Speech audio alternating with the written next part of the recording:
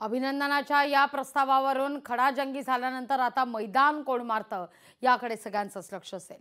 वळूया पुढल्या महत्त्वाच्या बातमीकडे। जुन्या पद्धतीप्रमाणे पेन्शन द्या, कर्मचारी संघटनेची ही मागणी आहे। बाळासाहेब थोरात यांची विधानसभेत ही माहिती आहे। थोरात यांच्या प्रश्नाला अजित पवार यांनी प्रत्युत्तर दिलंय। कर्मचाऱ्यांना वाऱ्यावर सोडणार नाही अशी ग्वाही अजित पवार देतात।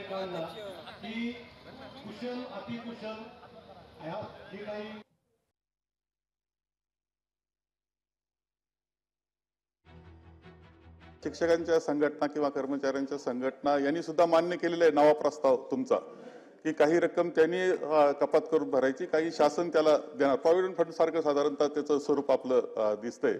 अध्यक्ष महोदय, हे असताना आजही सर्व संघटनांचा आग्रह आहे की जुन्या पद्धतीचं निवृत्ती वेतन द्यावं म्हणून भेटतायत, ते आग्रह धरतायत। अध्यक्ष महोदय, याचा अर्थ सर्वांनी संमतीनं झालं असं चित्र दिसत नाही। या बाबतीत आपण काय खुलासा करणार?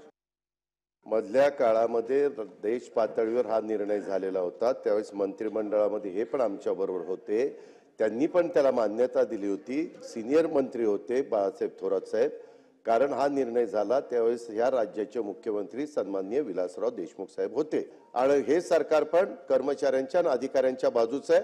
अजिबात महायुतीचं सरकार केंद्र अधिकाऱ्यांना आणि कर्मचाऱ्यांना वाऱ्यावर सोडणार नाही। त्या संदर्भामध्ये त्यांना पण योग्य पद्धतीचा न्याय हे सरकार देणार। लोकशाही मराठी ऐका, पहा, जागरूक रहा।